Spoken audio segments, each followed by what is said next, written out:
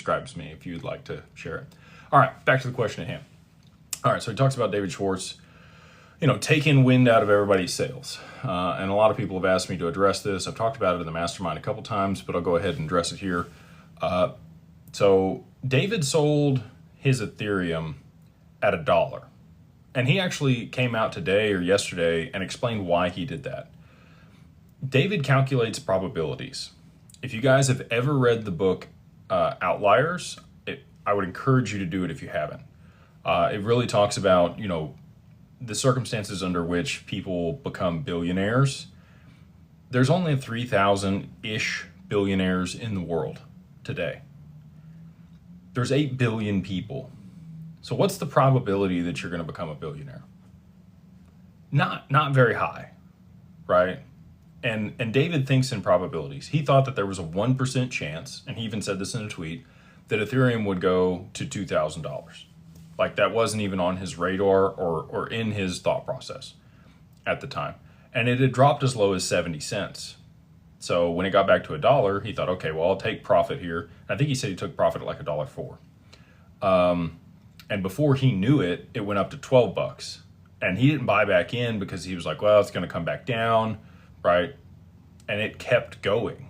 And, the solar panels that he put on his roof are probably the most expensive solar panels that anybody has ever bought at this point, because he sold the Ethereum, the opportunity cost on Ethereum, to buy the solar panels to put them on his house. And he even talked about Arthur Britto. So, at one point, David also owned 26 million XRP. He admits that he has sold some of that off over a period of time in order to be able to fund his lifestyle and do other stuff. He talks about Arthur Britto, and he said, a couple years ago when he was talking to Arthur, he was selling off his Bitcoin to fund his lifestyle and do other things, but he hadn't sold any XRP at that point.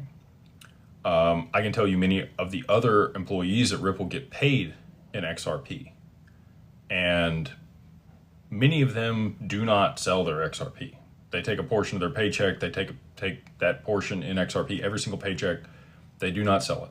They live off of the other revenue or the other fiat that they're getting paid. To each their own, right?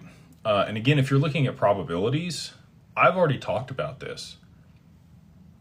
The perfect storm has to transpire for XRP to get to 3-4 digits.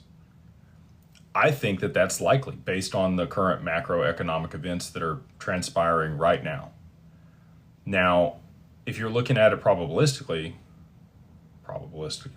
I don't know if that's the right word or not, probably adding another syllable in there.